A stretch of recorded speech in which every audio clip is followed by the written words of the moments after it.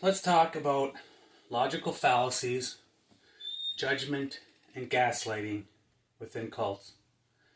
In the cult that I was raised in, they claim to have the keys to the kingdom, exclusive access to the keys to the kingdom. And what happened, like my entire life, I've heard people judging other people, making fun of other religions, saying other religions are weird.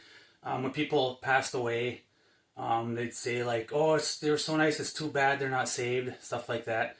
And I even heard that like with my grandma, who was on my mom or my dad's side, and she was critical of church because she wasn't originally from the church, and her son had moved away to go to college, and he ended up joining the religion. And she said, "Well, my son went off to college and he joined a cult," and so she was openly critical or pointing out things are problematic about the church. And even she passed away, many years ago.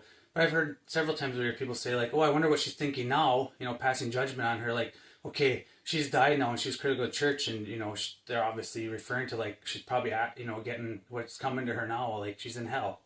And I heard this judgment of other people, like I said, my whole life.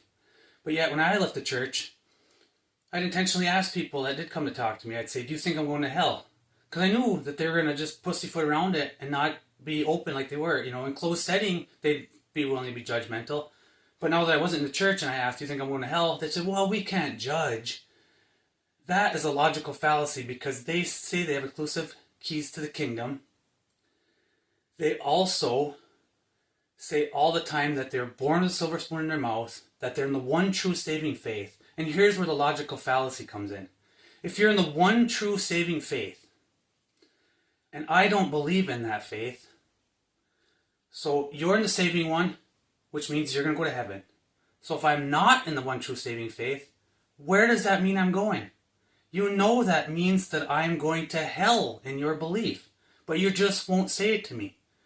You can't sit there and gaslight me and tell me, "Well, no, we can't judge," because you judge all the time. I hear you judge all the time. I heard it behind the bench all the time. All the other, preachers and churches, dead faith, dead faith, dead faith. If they're dead faith, then that means you believe that they're not saved. And if they're not saved, that means they're going to hell in your eyes. Just be open and honest about it and don't gaslight people and understand what logical fallacy is.